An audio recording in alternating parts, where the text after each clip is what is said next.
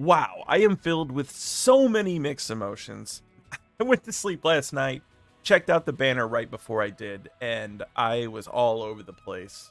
Mostly excited, but also just very anxious because I don't have enough crystals, or I don't have as many as I planned to have by the time this banner released.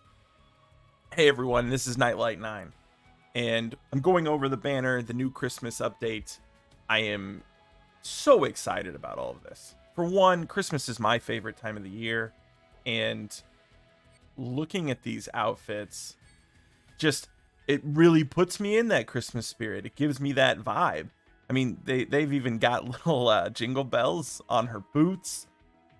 This is so festive. It's so positive. It's so like crisp and pure. I love this. They have put a lot of effort into making this something great. Both of the outfits. I know that, Lucia's last outfit was, I'll be honest, it was pretty lazy, it was pretty lackluster. This is amazing. The little hollies. I mean, they've really put attention to detailing these and really gone with a very Christmassy theme. I don't know how else to even say it, but it looks great, and I'm all for it. Even the, design for the cactuars being the gingerbread men and like all the different scenes that they've put together, they really, really are engaging. They really give me that feeling of warmth and Christmas. I'm beyond excited for this. The mixed emotions, as I said, come in because I wasn't expecting a Christmas banner probably till at least like December 10th, give or take. And maybe even a little bit later. Obviously, they are giving themselves plenty of time to put out another banner before Christmas actually rolls around, because this one's only here till the 14th. And man, we can only guess what that's going to bring, because I think this banner is a slam dunk. It's just simply amazing. I'm going to get into my review of the banner in a minute, but I'm going to say, I was hoping to have at least 10 to 15,000 more crystals saved up by the time I pulled on another banner. And although I can't help it. This is what I call, meta defining. This is that good. And I'll explain why right now. The first thing I'm going to look at is Lucia. Her holiday coat is amazing. We all know at this point that arcanums are the strongest gears in the game right now. And 35% earth ability damage. Not only is that as strong as anything else, but we don't have earth yet. This is the first earth arcanum that we've had. Kind of ironic that I spent like 3 hours running Mount Nibble yesterday and complaining about how I have no earth weapons. I have no way to really boost my earth damage. And then they released this like 6 hours after I get it cleared. Whatever. It's kind of funny. I've laughed about it. But anyway, it's good. I can tell you, there's nothing I can say. I would guess to be as objective as possible, I will try to list at least one con for each character's stuff. And the only con I can come up with for this, well, first I'll get into the revolver. It's identical to something like, an edged wings. That's like the comparison I always make, because edged wings was the big weapon that I went in for. And 800% damage at OB10, that is identical to edged wings. Magic attack plus 40, earth potency or whatever, elemental potency plus 36, those are all identical. So this is like the edged wings for Lucia. If we go over to the materia here, magic attack boost, sigil boost. And for this reason, I actually think, and I'm going to talk about this with Tifa's weapon too, because it's very similar to edged wings with ice potency. I actually think these weapons are better than edged wings. And the reason is because double magic attack boost here. And Tifa's with a physical ice damage has double physical attack boost. Edged wings has magic attack boost in this slot, but randomly just attack boost in this one, which is the ability plus 10%. And, my personal opinion is when you're building a character, you're building it for a specific role. If it's a DPSer, it's either magical attack or physical attack. You don't want to randomly be able to do an attack boost that covers either physical or magical, right? You're going to set it up all the same. So for those reasons, I actually think they've honed in more on these weapons and they are actually better. So the negative, I would say the biggest thing is this: if you don't use Lucia, if you don't have her leveled, or if she's not somebody that you've invested in, that's the only reason this could potentially be a skip. Because let's be honest, I don't have much for Lucia. I think I have like 2 copies of Bald Eagle. I have her event weapon. Other than that, I have like some 5 stars that the game has given me over time, but nothing really leveled, nothing really worked on. For that reason, the only reason I would put her in is to use these things. Now, not saying that can't be extremely useful, but now that we've seen that they are willing to rotate back around and start giving other characters arcanums, because now we have our second ice arcanum with Tifa, you could decide to wait for somebody else. We don't know what character that might be. We don't know how long that might be. Obviously, we got Edged Wings quite a while back.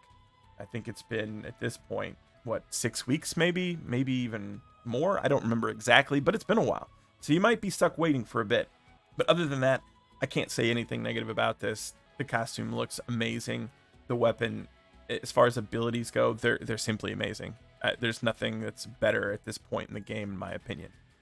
Going over to Tifa. Man, this Fairy of the Holy Flame, I really just like this. I think it fits Tifa so well, and it's just very, very well done. The Arcanum ability with 35% ice damage, it's great. And I love that they did physical attack here on Tifa instead of making it just like Sephiroth's, because it's a lot easier to build Tifa as a physical attacker than a magical attacker. For a number of reasons, but especially because of the last banner where her Amaranth's Claws give a physical ability boost. And that alone, I mean, that was to me one of her best weapons. I think that it just makes sense to build her for physical attack. So I like that they've done this because it goes with her kind of existing kit if you want to, put her into a DPS or secondary DPS role. If we look at the stats here at OB10, it's like basically identical to what we had with Edged Wings. 800% on the ability damage, 40 here, 36 here. These are all the same. The attack stats are a little bit different, but again, physical attack boost, and extra sigil count. Amazing. Really amazing. Now, the only thing, again, because I'm going to say I want to try to be as objective as possible, and if there is a con, I'm going to list it. I think there are one con and another thing that I'll call just a reason to not pull if you were wondering, or if you were looking for a reason not to, maybe I should put it that way. The biggest problem for me is this. Tifa is primarily used as a debuffer. In fact, she is my second most used character after Aerith, and the whole reason is because she allows me to clear content that I otherwise wouldn't be able to. And one of the ways that she does that is through her limit break. And Somersault is extremely good because of the fact that it debuffs defense, both magical and physical.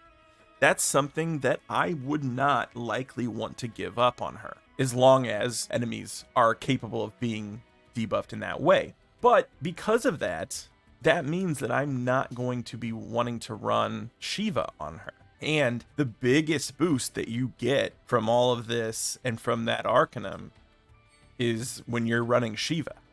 I mean, the damage is just insane.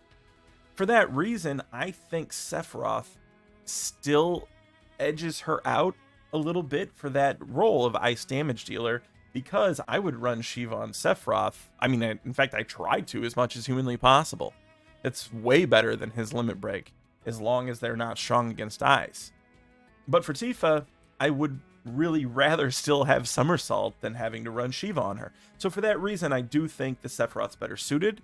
And then the second reason, I guess I wouldn't call this a con, but if you were looking for a reason maybe to not pull for Tifa's stuff, it would just be that if you already have Edged Wings with Sephiroth, you already have an ice damage dealer. Now, I'm not saying it would hurt to have 2, because frankly, I think it's probably good if that's what's needed.